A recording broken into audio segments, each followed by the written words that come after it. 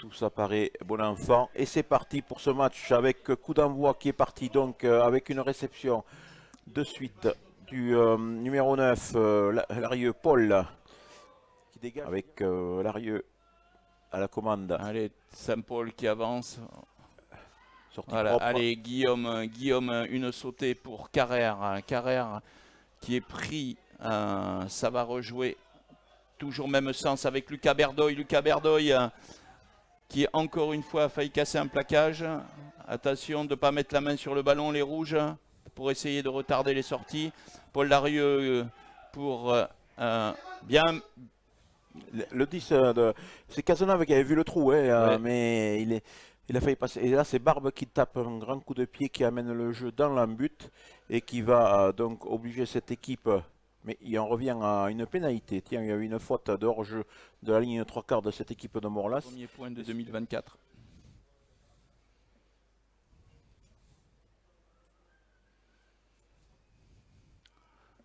La balle s'élève et passe entre les poteaux et Saint-Paul ouvre le score.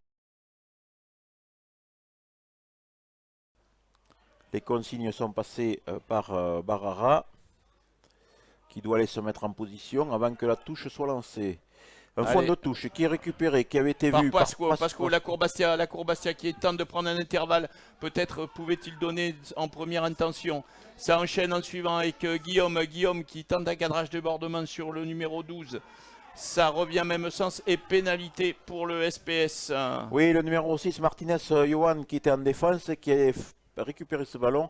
Mais l'arbitre estime qu'il était allongé, il aurait dû sortir. L'arbitre est gentil parce que le 5 ne fait que, le 4 ne fait que bouger, alors qu'il n'a pas le droit. Très belle pénalité de Jérémy Barbe.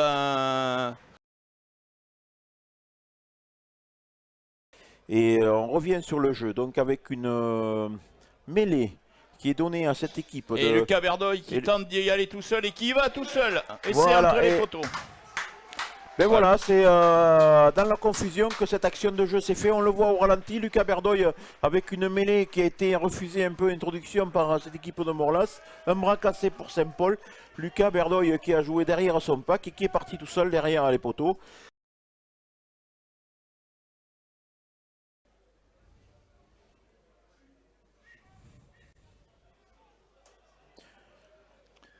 Transformation réussie par Jérémy. Allez, Rémi Pasco. Belle prise de balle du Lucas Berdoy. On essaye. Voilà, très belle action, Michelidze. Et qui va y aller tout seul. Non, c'est Tamaz qui marque, je crois. Non. Ah non, mais l'arbitre de suite a dit que le ballon était, il est à côté, était pas en contact avec le sol.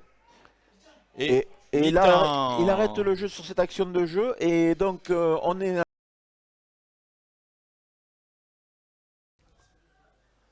Allez, c'est parti.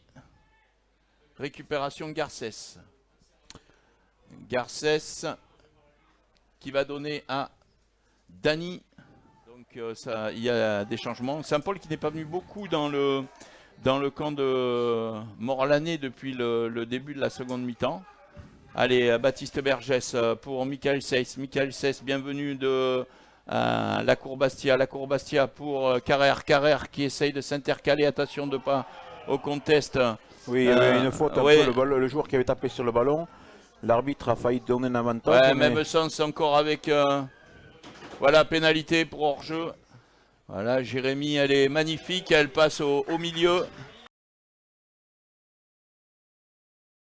Et toujours ces joueurs qui arrivent lancés, qui sont au ras de la ligne de cette équipe Saint-Paul et Dax. Et que Saint-Paul a du mal à arrêter. Barara qui avance toujours, qui est pris. Toujours pénalité. Et essai. Essai de cette équipe Morlas. Morlas qui revient donc au score avec 5 premiers points. Et il faut dire que Saint-Paul joue à 14 aussi, il manque un avant. Donc défensivement, c'est un peu compliqué. Et également du changement. Donc Pradi Marsou pour Morlas qui est rentré le numéro 19. Attention au contre-rock. Oui, grosse Voilà. pression. Allez, Gaëtan Lacombe. Gaëtan Lacombe très costaud qui se tourne très Allez, bien. ça joue en inversé avec Guillaume. Guillaume qui essaye de rentrer. Conservation du ballon. On rejoue avec Rémi Clément. Rémi Clément, solide, troisième ligne aussi. Ça continue d'enchaîner avec le numéro 16, Baptiste Bergès. Il faut vite arriver au soutien parce qu'ils mettent très vite les mains sur le ballon. Et voilà. C'est vrai que ça sent un peu le match reprise. On voit beaucoup de fautes. 19-7, elle est belle. Encore une fois, très... Ouais, c'est Allez, ça enchaîne Dany avec Martinez. Martinez qui va donner à Prat. Prat pour la marque. Point d'ancrage côté. On est bien en place côté Saint-Paul. Voilà. avec un avantage de nouveau pour cette équipe de Morlas, puisqu'il y avait une faute de ligne. Et le ballon qui va être joué donc de nouveau par Morlas. La pénalité qui est jouée rapidement par le numéro 9.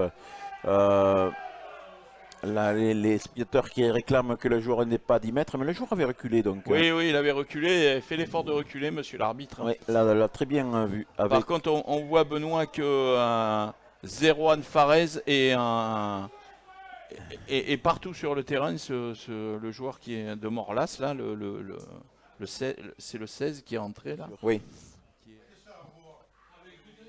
Allez, elle va passer, elle est fluide celle-là aussi, Benoît. Oui, très beaucoup de pieds. Valentin Gère. Est ressorti, attention parce que là ça tire, on l'a vu partir, hein. Il y a eu quelques gestes qui sont partis avec des coups de poing. Rémugue qui en a pris une. Et il faut que ça se calme parce que ça pourrait faire cher pour les deux clubs. Je crois qu'il va prendre les deux. Il va pas s'embêter. Rouge et rouge. Oui. Eh oui, Benoît. 75e minute, une pénalité pour Jérémy. Très belle pénalité qui passe entre les poteaux, qui permet à cette équipe de Saint-Paul de mener sur le score maintenant de 22-10. Le ballon qui va être lancé rapidement sur le premier sauteur.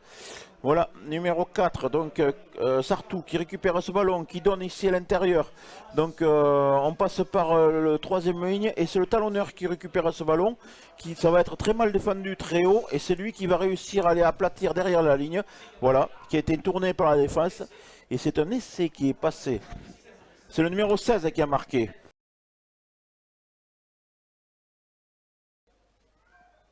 Et je pense que l'arbitre ne va pas se faire prier pour siffler la fin de cette partie. C'est un très beau coup de pied qui passe entre les poteaux. Morlas, 7 points de plus. Ça fait Morlas 17.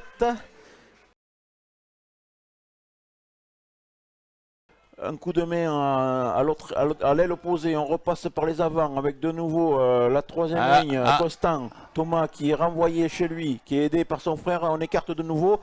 Le ballon qui est passé, il n'y a pas d'en avant, ça peut être joué. Avec Tanguy qui récupère ce ballon, attention de ne pas prendre très haut.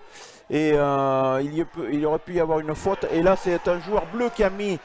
Non, c'est les joueurs rouges qui ont rampé pour ne pas se faire prendre le ballon.